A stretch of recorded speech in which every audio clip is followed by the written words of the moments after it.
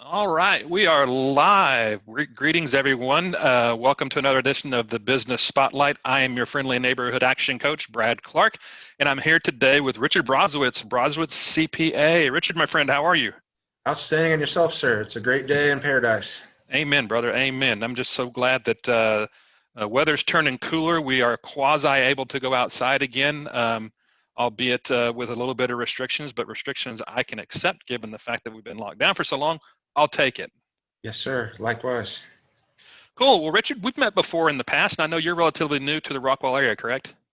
Correct. I've actually moved to the Rockwall area about 3 years ago from Anna, Texas. Okay, very good. Very good. Well, let's just start off by just tell me a little bit about your business. I am a licensed CPA in the state of Texas. I perform the full services of a CPA firm. I perform financial statement audits for large, small, mid-sized companies. Also do tax preparation for businesses, personal, and any other type of tax preparation, such as estates, trusts, and along those lines. And also do bookkeeping and accounting for all your small business entities. And I also provide a consultation to be able to decide what type of entity is good for your new business, the one that you're starting up. So to provide consultation on new business entities as well. And we're also doing overhead rate audits for construction companies for the Department of Transportation. And those are annual audits that they have to do on an annual basis as well. Well, you got quite a tool bag filled there, brother. Yes, sir. So given the fact that at least this business coach's observation is that the east side of Dallas over here, Rockwall, Rowlett, Garland, on out east to Greenville, Royce City, and all those places is just rich with small business. I would imagine you're staying pretty busy. Yeah, we are definitely growing. Just starting up here about July of 2020, starting up roots here in Rockwall County area. So we're starting to get the business rolling in, and we're here to help anyone that needs help. Awesome. So you opened up here just a little while ago in Rockwall. How long have you been in business as a CPA? As a CPA, I got my CPA license in 2011 and then started a tax preparation practice pretty much the same month. So I've been basically doing CPA work since 2011 and just now in Rockwall since July. Okay, very good. You touched on a little bit when you described to me about your business, kind of who you work with. Let's do a little exercise here and see if we can't narrow that down just a touch. So ideally, who is your best customer? Right now, my best customer would be the small business owner that's could be just starting out or has just been in the industry for a couple years, so that we can get them set up on the right path, be able to do their books and accounting work. That'll also lead into their tax preparation work. That would be an ideal client. And also the construction company that's working with the Department of Transportation that needs to do the overhead audits. I do have about roughly 10 years experience in government compliance, dealing with the requirements of the federal acquisition regulation and things like that. So that would also be my ideal client as well. So you're bilingual. You speak English and government. That is correct. I've been in government contracting since 2009 as an auditor for the Department of Defense, and then also spent some time with one of the big four accounting firms in their government contracts department that also did some audit assistance as well with very large multi-billion-dollar companies.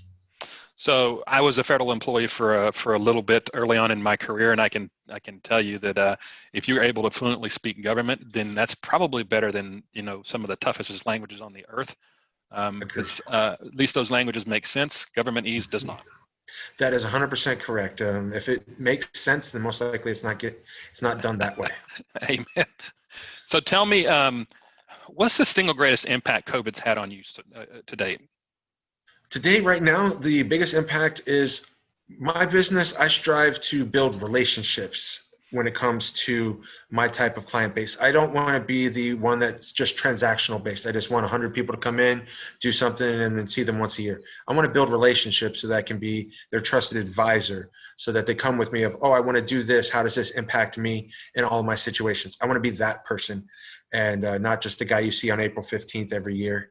So COVID has really impacted the fact of getting out and meeting new people, being able to go to their business, talk to them face to face, have been able to adapt to the Zoom meetings and online, but the interpersonal face-to-face meetings has been the biggest part that I miss. I would agree with you. I think a lot overlooked in this whole thing, being locked down. Everybody's focused in on the health of everybody, and everybody's focused in on the business and business health and finance, and the whole thing is left behind is the mental health piece of it, and social people like me and like you, this lockdown thing is not for us. 100% agree. It's been itching to get out, so hopefully we can get out pretty soon. Amen. So then in light of your challenges, what's one or two things you've done that's kind of made a difference? One of the things is I offer the Zoom meetings for all the clients that still like the face-to-face interaction. So we can still face-to-face interact. I can still assist them, see what they're seeing on their screens, and be able to help them the best way possible.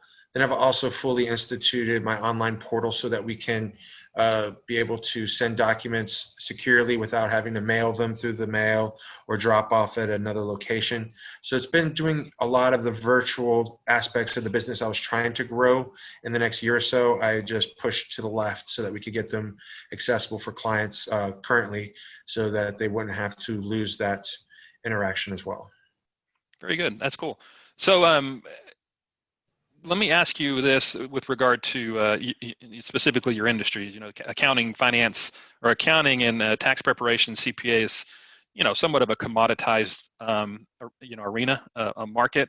How is it you stand out? What makes you? If I were to tell, somebody I'm recommending you to, what is the one thing I could tell them that makes you stand out from everybody else? Well, especially it's the fact I'm available all year long. So even the big box firms, they tend to close up on April 15th, and then you don't see them again for the rest of the year until it comes to January. I'm available all year long. You can send me a message, either send me a text message to the business line, Facebook Messenger, or any other types of social media, and I'll get you a response within 24 hours. That is, if not sooner. Most of the time it's within the hour or two, but if it's a Friday night, I'll get it to you Saturday afternoon. That's one of the things that I differentiate is I will respond to your question within 24 hours so that you get a resolution to your situation very quickly. That's cool. Man, that's awesome too, because I can tell you that's pretty rare in any industry these days is to have that ready access to the decision maker. So kudos to you. So interesting question for you, Richard. It's been said, you probably heard the old saying that smart people learn from their mistakes. Well, wise people learn from other people's mistakes. So, Yes. I do have an audience of small business owners and entrepreneurs and budding startups. What is a mistake you made early on in developing your business that perhaps you could share with the small business owners out there so they could avoid that?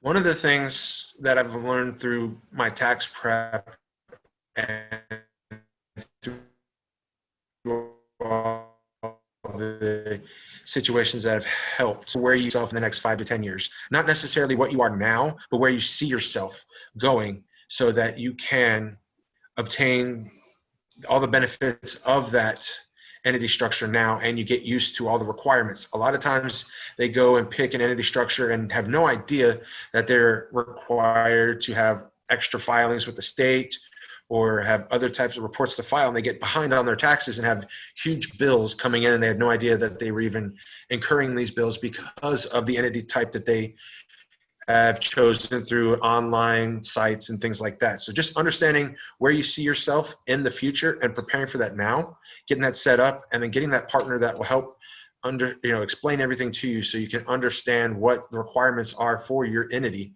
is the major mistake I've seen. Is once you get behind on your tax and all those bills just multiply. So it's just getting that done and the right foot forward is the best thing to do when you're starting out. And then make sure that you document mileage and all the other types of expenses that you didn't know that you could, that what type of requirements you have for those. That's where also we would come in and explain that to you. That's very good advice, especially since it's like the menu of business types that you could decide to open up is just so it's another government ease or government language that is not easily understood. And even if you understood the basic structure of it, the tax structure behind it is completely different language. So that's great advice. Yes, sir. So second to last question. I've got your email, we've got your website info, and some contact info. Is there anything else you'd like people out there to know? I mean, anything you'd like to add? Any offers you got, promos going on? Anything, basically anything you'd like people to know? We are offering a special discount to anyone that finds us off of the Action Coach posting. So there is going to be, if you mention Action Coach, and whenever you're setting up your appointment, we will give you 15% off of your tax prep or any other type of service that you do decide to contract with us. So definitely make sure that you mention the Action Coach where you saw us, and then we'll give you a nice little 15% discount off Awesome. the fees. I appreciate that, brother. All right, last question, and this has been a lot of fun, Richard. I appreciate you coming on. Throughout the turmoil that has been 2020 so far, what is it that you've seen that's inspired you?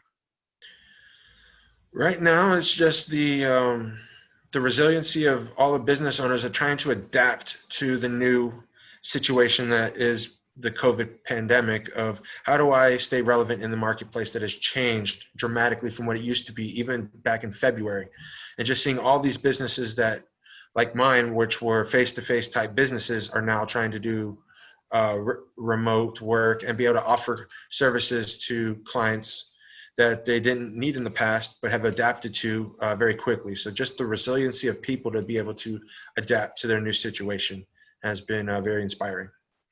Very cool. Very cool. I wholeheartedly agree with you. I think this is really illustrated the closeness and the